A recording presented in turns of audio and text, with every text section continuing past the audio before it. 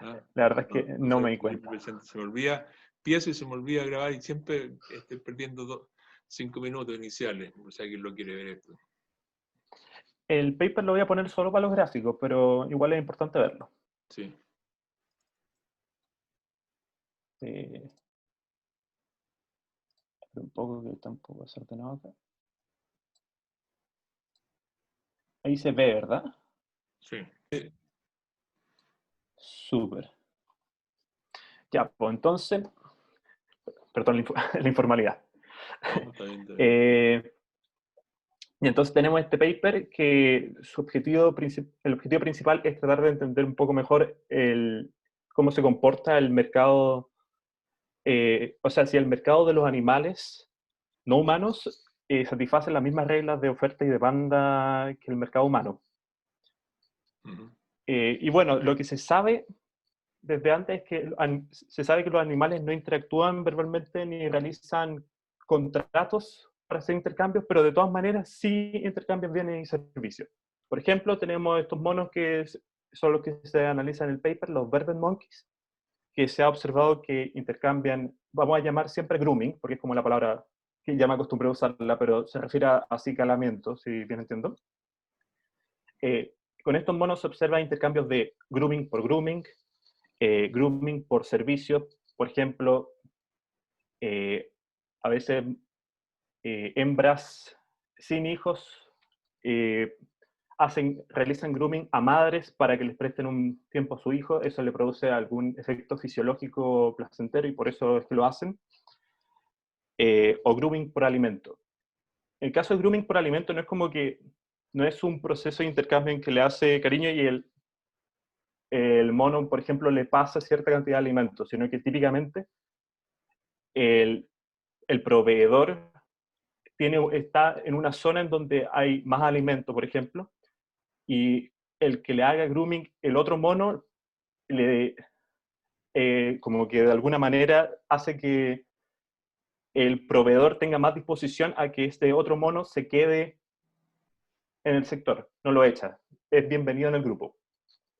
Así que no es como un cambio directo, sino que hay un tema de la exposición, y eso va a ser recurrente a lo largo del paper, de alguna manera. Ya se había estudiado antes con macacos, me parece, que si que se agregaba un proveedor tipo monopolio de alimentos, la disposición de los otros monos, de los otros macacos hacia este proveedor va a ser mejor, va de alguna manera mejorar el estatus social, aunque sea por un tiempo reducido. Pero para esta investigación quisieron ir un poco más allá y ver qué pasa cuando hay un proveedor que se supone que simula un monopolio y se agrega otro proveedor, ver si es que se cumple lo que nosotros entendemos de la ley de oferta y demanda, ¿sí? Ver si esto efectivamente se va a comportar como un duopolio. Que se comporte como un duopolio sería que los precios de alguna manera disminuyan, dado que ahora hay dos proveedores y no uno solo. Entonces, la idea, ¿cómo se llaman? El experimento consiste en lo siguiente, tiene tres fases, la fase 0, fase 1 y fase 2.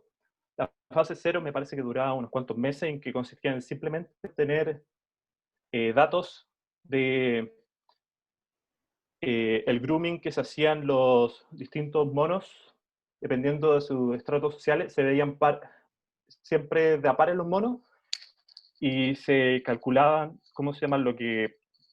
La tasa de grooming, que se llama, que corresponde a eh,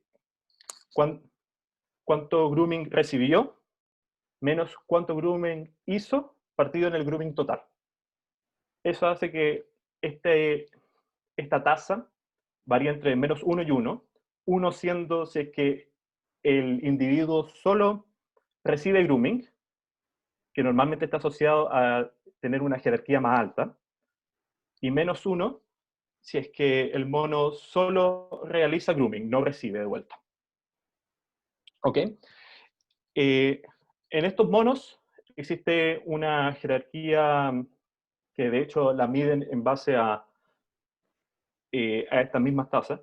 Y esta jerarquía o dominación se puede entender por, de alguna manera, los que tienen jerarquías más altas son porque pueden proveer al grupo de cosas que los otros no pueden acceder.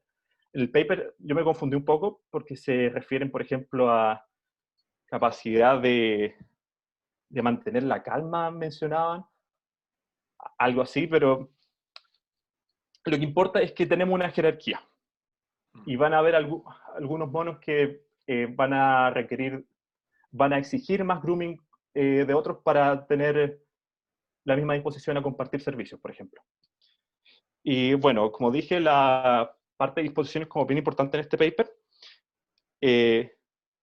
porque, a ver, ¿cómo asignamos valor a este grooming? Porque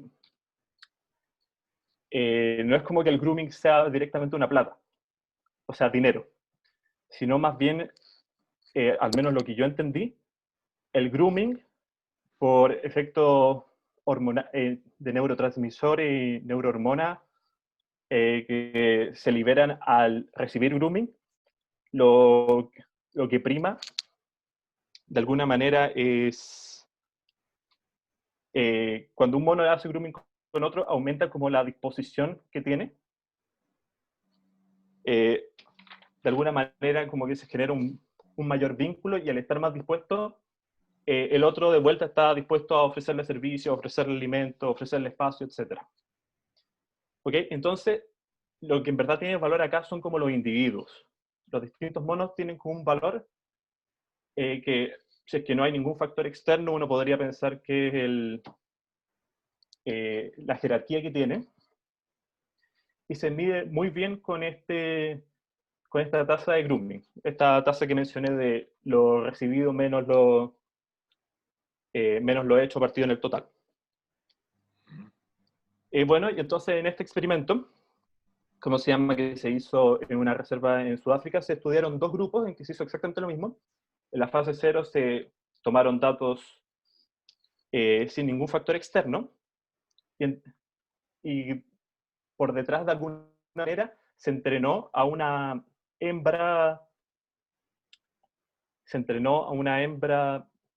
de bajo estrato social para que ella fuera la única con acceso a abrir una compuerta en un contenedor con comida. ¿Ok? Entonces le entrenaron para que solo ella pudiera abrir esta puerta y de esa manera poder introducir como un proveedor único a esta comunidad y ver cómo iban a verse afectadas las tasas de cambio de grooming, comida, etc. ¿No es cierto? Entonces lo que uno espera, viendo aquí el gráfico A, que vendría siendo como la expectativa, si tenemos una hembra de bajo estrato social, se espera que su tasa de grooming sea baja al principio, es decir, que tenga que realizar relativamente más grooming que el que recibe para obtener lo mismo, eso especialmente interactuando con estratos más altos. Luego, en la fase 1, que vendría siendo cuando se pone como proveedora única de este alimento, debería aumentar la disposición de los otros animales a que le realicen grooming por el hecho de que está proveyendo de este bien, de esta comida. Pero luego va a haber una fase 2, en donde se va a agregar un segundo proveedor, y supuestamente entonces, al haber un duopolio, los precios los valores deberían balancearse. No todos deberían ir al mismo proveedor de antes, sino que se deberían, por ejemplo, repartir. Y entonces se espera que cuando haya duopolio, o sea, para la fase 2, cuando estén los dos proveedores, la tasa de grooming quede entre medio. De acuerdo. ¿Dijeron algo? Sí, ok. Bueno, no sé si hay algunas preguntas. No había terminado. No, perdón, pensé que... Sí. No, es que pensé que me había interrumpido por algo, pero no he terminado. No. No he terminado para nada. Ya. como había mencionado, este intercambio con alimentos no es que les den comida directamente por el acicalamiento, sino que hay una disposición a que a compartir el área de alimentos. Por ejemplo, eh, está la proveedora, y si es que tiene más disposición con lo que están cerca, es más probable que abran la puerta para que salga alimento. Y si hay otros monos con los que tienen menos disposición, ya sea porque en principio tenían peor relación o porque no recibió grooming de parte de ellos, se espera, o sea, se observa que tendía a no abrirla directamente, sino que entonces como que la abre en momentos oportunos para beneficiar a aquellos que le están beneficiando, como una especie de negocio, de alguna manera. Ujú. Y, ¿cómo se llama?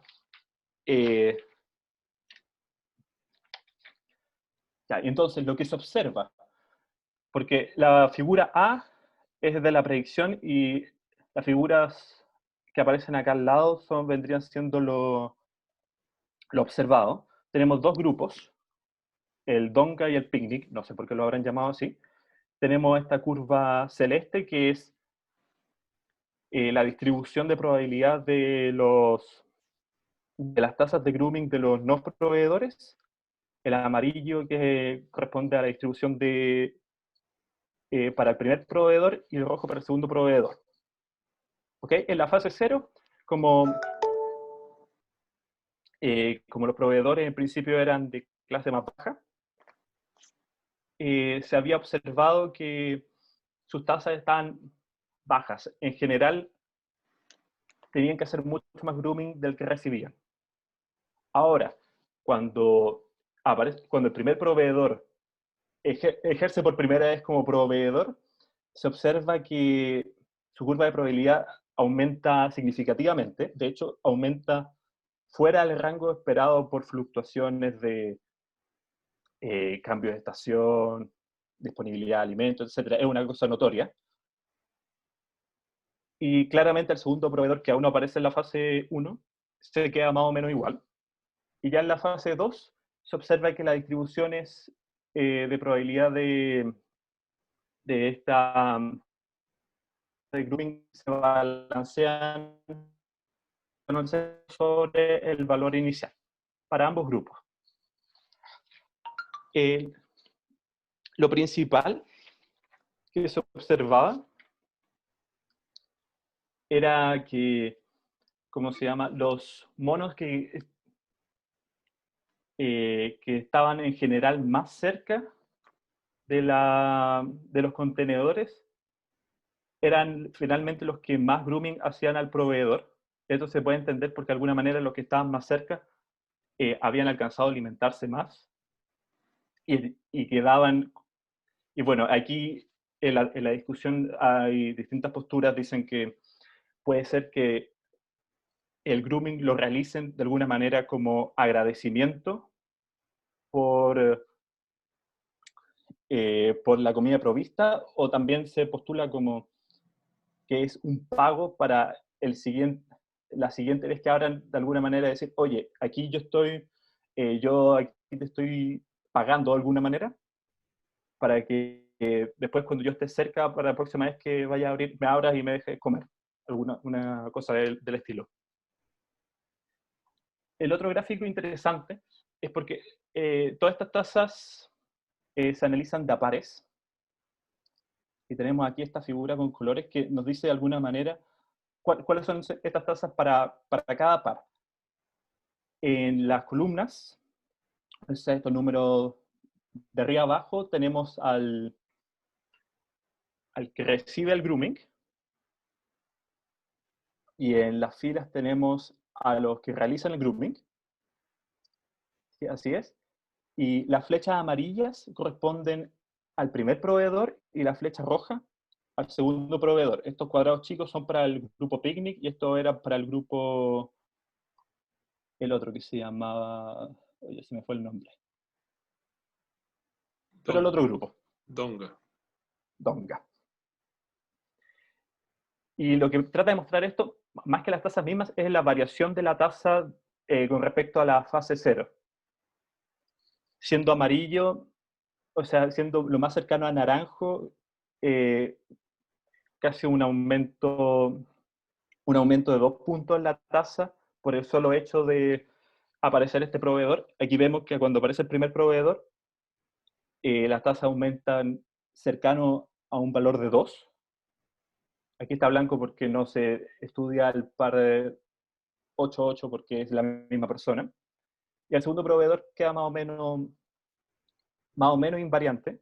Y ya cuando aparece el segundo proveedor se ve que el cambio con respecto a la fase 0 es menor para el primer proveedor y hay un cambio para el segundo proveedor también. ¿Sí? Sí. Bueno, el paper es bien largo, hay hartos detalles que se me han pasado.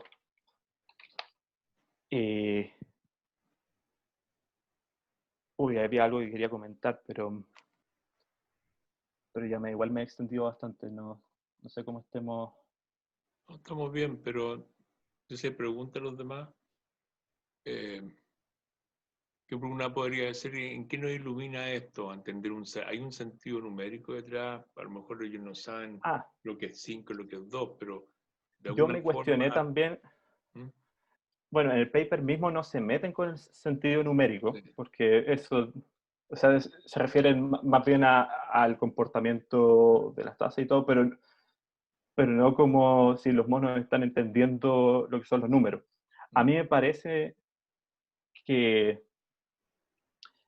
a mí no me convence personalmente que haya un sentido numérico, sino que lo que observan los monos es más que nada, observan, a ver, ¿cómo decirlo? Solo,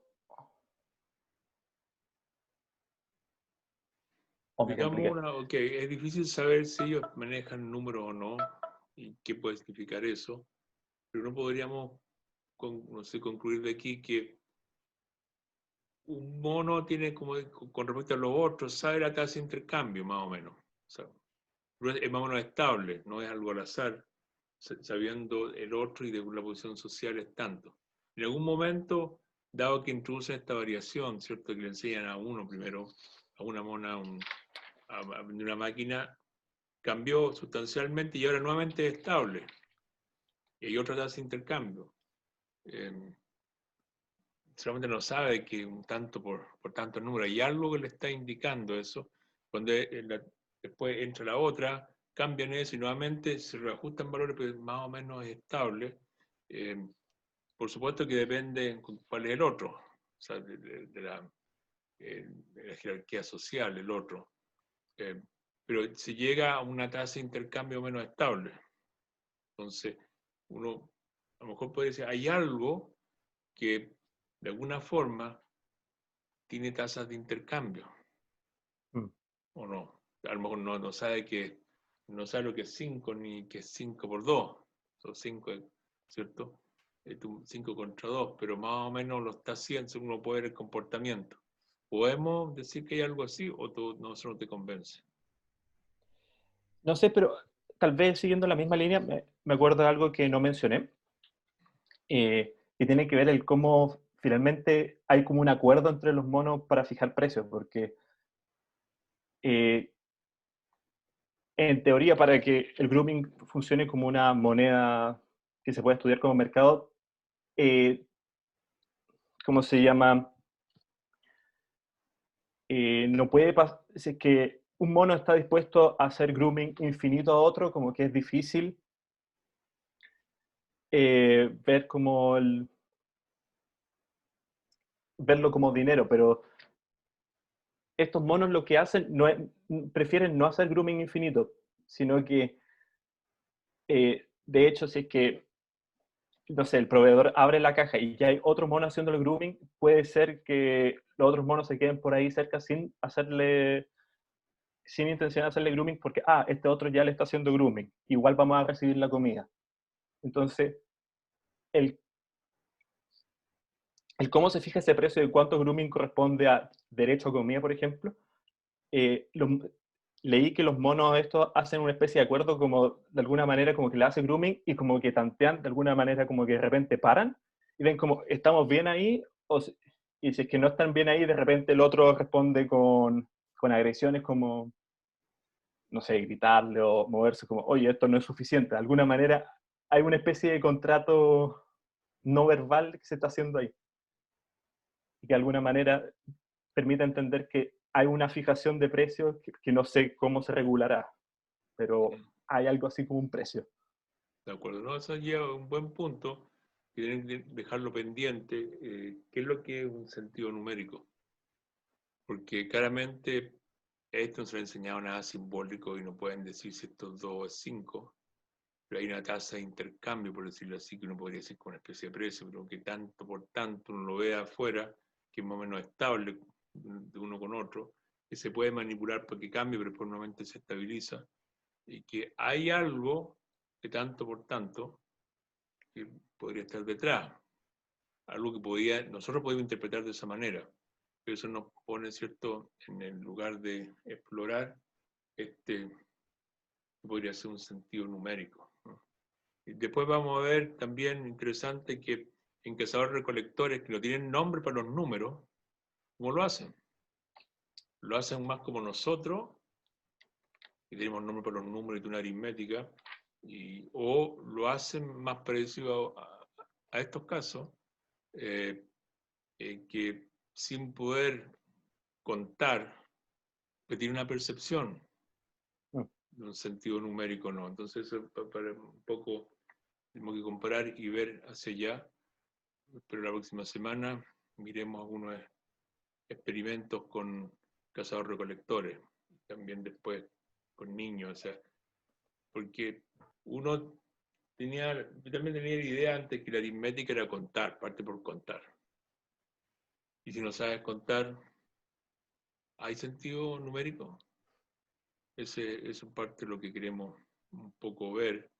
Y esto tiene implicaciones prácticas, porque cuando uno quiere enseñar muchas cosas a estudiantes chicos, no tan chicos, a veces hay una percepción de cuánto debe ser. Después entramos a calcular mucho más, pero hay una percepción, una intuición, que aunque no tenga simbólicamente o elementos verbales para decirlo, sepamos la intuición. Entonces, ¿eso es real? ¿Se da? ¿Será esto que están haciendo estos animales y también niños muy chicos y también los cazadores recolectores, por ejemplo? Y si es así, ¿sí? ¿Qué tanto se distingue con lo otro? Y en particular, ¿cuánto nos ayuda después a la comprensión de conceptos que son más sofisticados, pero que si uno hace el mapeo a estas intuiciones, si es que tal existen, entonces podría ayudar a la comprensión, uno siente que comprende. Entonces te nos abre una ventana para ver si hay tal cosa, ¿cierto? Una especie de, digámoslo así, de tanto por tanto. Doy de tanto esto, por tanto esto otro. Aunque en cada uno no pueda decir un número, pero hay una percepción y que se testea de diferentes maneras. Uno tú dices, yo voy viendo el otro si ya está bueno ya o no. Pero el otro también sabe si está bueno ya o no, y cada uno, y hay una pequeña negociación ahí, pero más o menos fijo entre dos individuos cuánto es. Entonces eso es interesante, porque pareciera haber algo, ¿cierto?, de un sentido numérico detrás. Lo, lo que pienso, igual muy al aire, tengo la sensación que estos monos podrían tener como un sentido de orden más que de los números en sí mismos. Como quién, porque aquí como igual eh, hay afecto metido, tal vez hay algunos que dicen, ah, ya, este es más amigo mío, estoy más dispuesto que con este otro a abrirle la puerta. Así que tal vez hay una especie de orden, así como veíamos el problema, te comentaba la otra clase con las hormigas, que de repente había un grupo mucho más grande que otro y sabía que eran conscientes que eran más grandes y por eso se sentían seguros de atacar, pero tal vez el tema del orden podría ser clave. Yo creo que entienden orden, pero así como entender más fino, de repente dudo. Ya, de A mí acuerdo. me llama la atención como lo que dijo usted, profe, como la capacidad intuitiva que tienen los animales, porque quizás están repartiendo o negociando cosas que para nosotros a veces no son cuantificables. Puede ser que, no sé, quizá en un asunto de afecto, igual como no tenemos un lenguaje para cuantificar nosotros como sociedad o como humanos el afecto, por ejemplo, pero lo sabemos hacer, entre comillas, intuitivamente. Y quizá en ese sentido los animales, al no poseer un lenguaje como tan acabado como el nuestro, desarrollaron más esa parte de la intuición, como intuición hasta para saber bien, no sé, cómo tener, cómo cuantificar el afecto, pero a través de otro sentido. Ujú. Bueno, eso por eso es interesante teoría, si es que ellos tienen visión más desarrollada que los humanos en algunas tareas, o es parecido. Porque uno puede chequear ahí con humanos que no saben todavía contar, como niños muy chicos. Entonces, ¿cierto? Un niño de 1 año y no conoce palabras todavía, entonces no puede hacer un test si es muy distinto o no. Y también lo puede hacer con cazadores recolectores, que algunos tienen lenguaje 1, 2, 3, nomás llega hasta 3. Entonces, si uno va a un número más grande, ya no tienen palabras para eso. Eso, ¿cómo lo hacen? Y cómo intercambian, porque hacen intercambio también, no solamente los monos, los humanos, es bastante intercambio. ¿Cómo lo hacen? Si pueden más o menos hasta. Entonces, es todo un área interesante para poder entender esa intuición y sentido numérico. ¿Cuál es el que está atrás? ¿Y por qué nos interesa? Pues porque cuando uno tiene que enseñar, digamos, un concepto, si podemos entender de dónde viene evolutivamente, y entonces la manera de presentarlo puede hacer mucha diferencia. Y eso aquí igual hay que testearlo después. En la comprensión que tienen los estudiantes sobre ese concepto. Entonces, por eso es que me interesa en particular en educación ver ello. En particular de tanto por tanto, a mí me ha pasado con cosas, con fracciones, con niños tipo de 0 cuarto básico, que cambia sustancialmente si saben fracciones más grandes que otras, si uno lo pone de esa manera. Entonces, a veces la palabra decada hace una gran diferencia. Por ejemplo, eso, que poner otro día, mi mamá me da, ¿cierto?, 2 dulces cada 5 días, mi papá me da 3 dulces cada 10, que puesto como fracciones complicadas, o en fin. Pero entonces la gente intuye, pum, dice, no, obvio, no lo puedo observar en los niños chicos. Son niños, sí, de tipo tercero básico, cuarto básico, que ya saben lo que es 10, ¿eh? Tienen los números.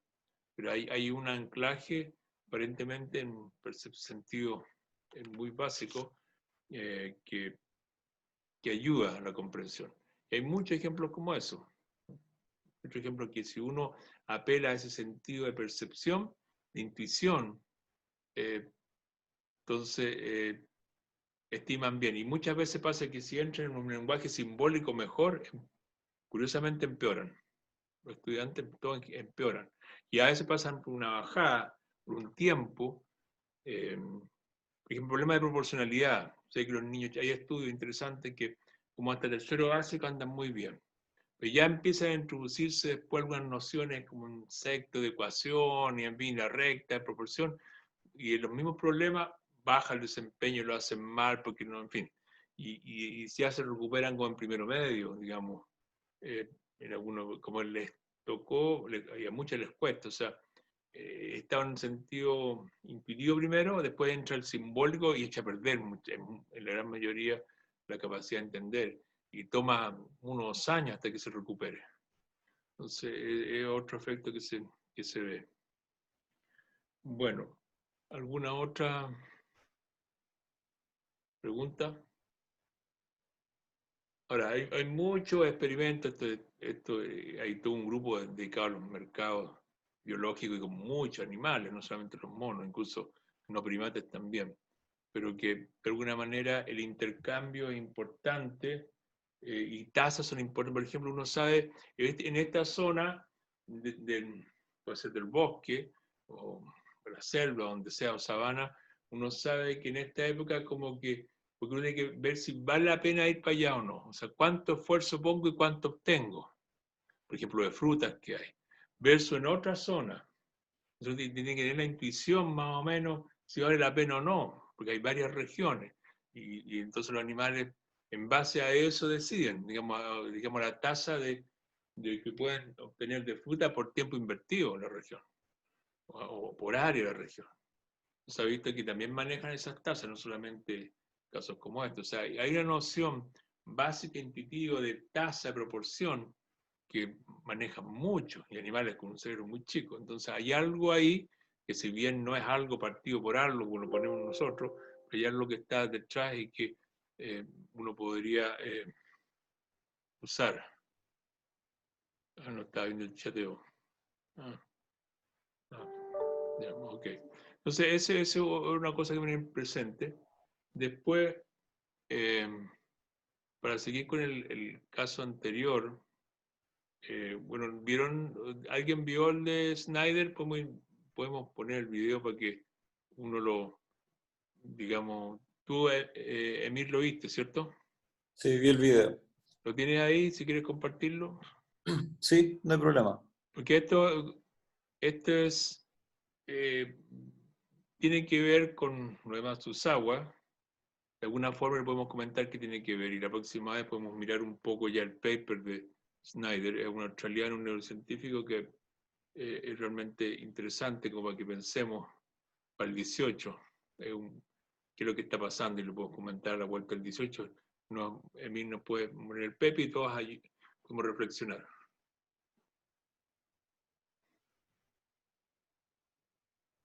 Son como 5 minutos o algo así, 8 minutos. ¿Se escucha?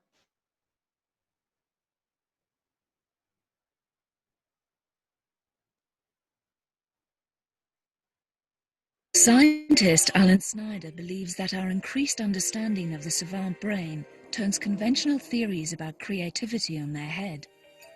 It's fascinating to me that music, mathematics, art are considered the pinnacle of human creativity, requiring high intelligence and dedicated practice, focus. Perdón, But ¿todos yet, entienden is inglés? that true? sea, Savants que- smash that. Perdón, solamente si todos entienden el inglés, o se puede poner subtítulos que vaya diciendo, a lo mejor uno puede leer inglés. Sí, eso, por si Yo sí acaso. entiendo, pero Por si acaso. como no entiende. prefieren. Sí. Y a lo mejor alguien no entiende bien. And so, if we can get an insight into how they do it, we have an insight into a mind, an insight into creativity. And the question is, why can't we all do it? Snyder has designed a controversial experiment to see if we can all do it. We're going to put magnetic pulses into your head. They're safe. And we're going to do that for about 15 minutes. Using a revolutionary technology, Snyder asserts that he can artificially turn on anyone's hidden potential by temporarily turning off part of their brain. Our transcranial magnetic stimulating equipment has been able to allow us to have the same skills that savants have. Snyder has recruited Magha Ray, a university student, to be his guinea pig. He has devised a series of tests that echo savant skills that he will administer to Mike before and after he stimulates his brain. First up is a drawing test. What we'd like you to do, Mike, is to draw from memory your version of a horse. And horse, and we'll give you about a minute. Okay. Aquí está como el pretexto antes de partir nada. Tú tienes que dibujar de memoria un caballo. Es antes de hacer la intervención.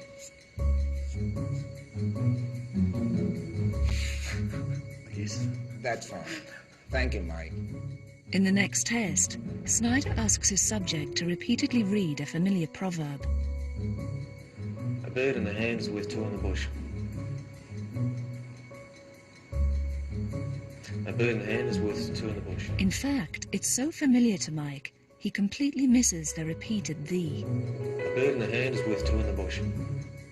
Finally, Snyder has Mike try to replicate a truly awe-inspiring savant skill.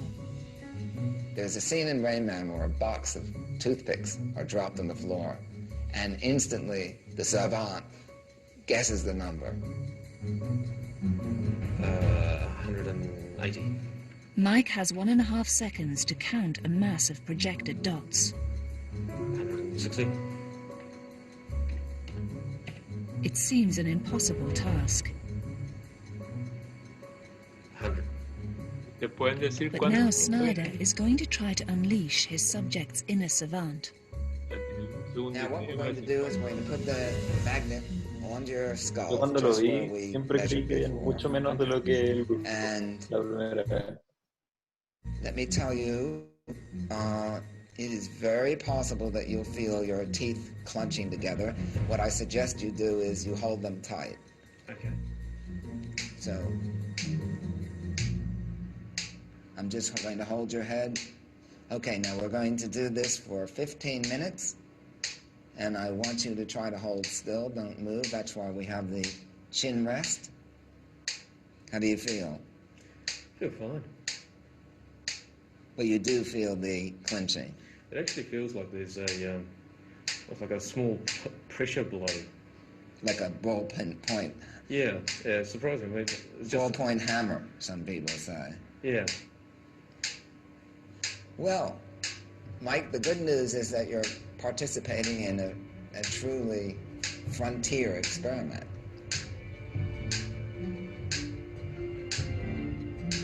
Ten seconds. Is Snyder for real? Will his newly manipulated subject be able to perform the remarkable skills of savants? Thank you, Mike. Watching exactly the spot in the brain they're targeting. For the past 15 minutes, Alan Snyder has been shooting magnetic pulses directly into the brain of his willing subject. Okay, first of all, Mike, how do you feel?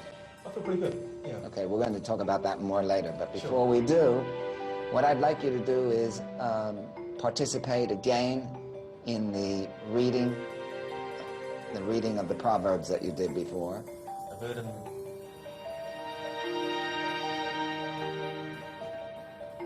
A bird in the hand is worth two in the bush.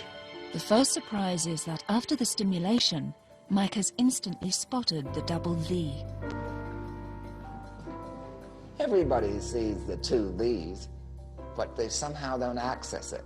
What the TMS does is what I think exists in a savant all the time, is that it gives you privileged access to lower level, raw sensory information that's obviously in all of us.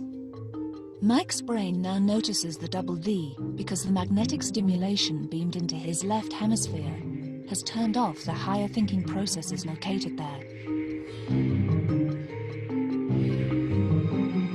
This has caused his brain to switch on circuits in the right hemisphere that enable him to see detail more readily. You can look at the hemispheres as a struggle. There's a kind of tension between them, with the left normally oppressing or suppressing the right. And by inhibiting the left, we disinhibit, we free up the right. Again, I'm going to show you, as before, a number of dots on the screen, and I want you'll just have a moment to look at them, and I want you to tell me how many you see. When he first tried to count the dots, Mike seemed hesitant. But after a dose of magnetic stimulation, his responses are more confident. 103. 110.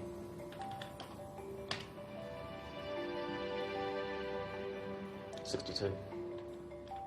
Okay, so before the transcranial magnetic stimulation, you got 2 out of 20, Right. which is very typical. Yeah. That's about what most people get. But in your case, quite astonishingly, after TMS, you got 8 out of 20, which is better than our average. Excellent. And when Mike draws the horse, he seems to do it with a lot more flair. you seem to have a completely different schema, whereas before you were concentrated on the bold outlines. In each task, Mike exhibits a noticeable improvement, as Snyder has found in 40% of his subjects. The magnet's effects are fleeting. Within an hour, Mike's hidden talents will go back into hiding. But Snyder is not shying away from his ambitions. I would one day actually like to have a thinking cap. You know, this device that allows us to go against our evolutionary makeup, allows us to become literal, but a better way to say it, allow us to get rid of our prejudices just for a moment. Bien, Snyder tiene varios experimentos y muchos papers sobre esto, pero que nos permiten reflexionar un poco. Se dan cuenta como que lo que estamos hablando antes con Felipe, ¿cierto? Y Catherine. Hay una parte intuitiva y hay una parte más lógica. Hay parte de eso espacial, está en el hemisferio derecho principalmente, y la parte más del lenguaje y con más reglas está en el hemisferio izquierdo, y por eso que con esta, digamos, pistola que transcranial, magnética, inhibe un poco el procesamiento del lado izquierdo y deja que solamente el derecho funcione, y aparentemente permite información que está ahí, porque todos esos puntos los tiene uno. Y probablemente algunos dicen, estos savants, que se llaman gente que muchos son muy autistas, pero sin embargo pueden dibujar un niño chico una cosa con mucho detalle y memoria, y también son muy buenos para ver cantidad de puntos que hay exactamente. A lo mejor, digamos, esa información está, pero en el hemisferio izquierdo otros procesos, ¿cierto?, suprimen parte de eso. ¿Y por qué lo harían? O sea, digamos, es como una interpretación, podríamos dar en el caso de los chimpancés, es que no tienen esa capacidad de supresión como tenemos nosotros. Entonces, esa información igual la tenemos todos nosotros. Pero entonces, ¿a qué podría deberse eso? ¿Qué podríamos ganar con eso? ¿Por qué evolucionó esta otra componente? Y es un poco lo que hace un puente entre una versión sentido, quizás intuitivo, natural, numérico, va una capa, ¿cierto? Y hay una cierta conflicto entre ambos a tomar una decisión. Entonces es un poco lo que está detrás, y veamos entonces, Emir nos ayude con que reflexiona Snyder sobre la formación de conceptos, que va más allá de lo que perceptualmente obtengo. Tenemos entonces para hojearlo, el artículo, y mirarlo, y después un poco discutirlo, ¿cierto? Después vamos a pasar entonces, después de eso, a niños, porque experimentos como este hay muchos también, y a veces, por ejemplo, uno quiere decir, mira, por un rato le vamos a perturbar una cierta zona al sujeto, puede ser numérica u otra, y veamos qué pasa. Entonces, digamos, hay muchos experimentos basados en eso. Le perturbo una zona que creo que está procesando, entonces, ¿qué pasa? ¿Cómo procesan las personas, los animales, si esta zona está perturbada? Porque hay alguna perturbación ahí, no procesa bien, y entonces afloran otras partes de la cognición que a veces estaban ocultas, detrás y no se veían. Bien, eso sería entonces, y nos vemos ya el martes, la subsiguiente. Y ahí después nos ponemos de acuerdo a usted la hora con Johan para lo que es, yo creo que vamos a hacer en octubre ya, la primera semana, cuál es el horario que a ustedes les conviene. Tiene que ser en la mañana, por razón que está en Edimburgo. Perdón, ahora se acaba de ir a Dublín, pero está por allá igual. Entonces esa es la hora en que les puede introducir y ayudar poco a poco a conocer un par de software para analizar la información que después van a manejar los proyectos. ¿Tiene alguna pregunta final? No. No. A mí, o sea, quería comentar, me llama la atención simplemente que también había leído quizás un par de veces que parte como de la evolución de los individuos es como, por así decirlo, atrofiar órganos o partes del cuerpo que estén sin uso. como es, por ejemplo, las membranas que ya no tenemos entre medio de los dedos, que sí tienen los anfibios, etc. Entonces, me llama la atención eso, como pese a que quizás esas habilidades del hemisferio derecho ya no están tan en uso, no es como que, o quizás no ha pasado el suficientemente tiempo como para que se atrofien, sino que están como apagadas, ¿no? Bueno, es un buen punto. Uno de los temas que queremos ver tiene que ver con creatividad, y tiene que ver con evolución del cerebro humano, es que en los últimos cientos de miles de años el cerebro humano se ha achicado. Que me sorprendió porque uno dice que el cerebro más grande se ha achicado. ¿Por qué se ha achicado? Y tiene en parte que ver con cosas como la creatividad en todas las personas. Entonces, es un punto que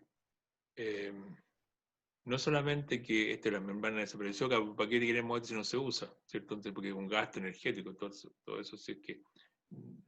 Pero es sorprendente que el cerebro se ha achicado en los humanos.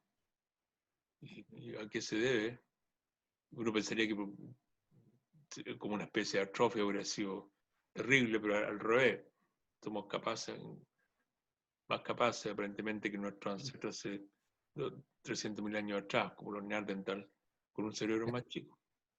Es como famosa esa historia de un científico, algo así, que por así decirlo, se robó el cerebro de Einstein para saber si es que era más grande que el del ser humano normal Sí, y que no tenía ninguna diferencia no hay diferencia. anatómica. Pero en el caso humano, de hace unos 300.000 años se estaba achicando. Bueno, es una parte que conviene echar una miradita, como a qué se debió y qué significó eso y qué más ventaja nos dio. Increíble, ¿no? Bien, tengan un buen 18. ¿Les 18, Igualmente, profe? Profe, Sí, chao, sí. cuídense. chao, Bien. bien. Que estén bien. Chao. Chao, Chao, chao. todos. profe, gracias. Chao.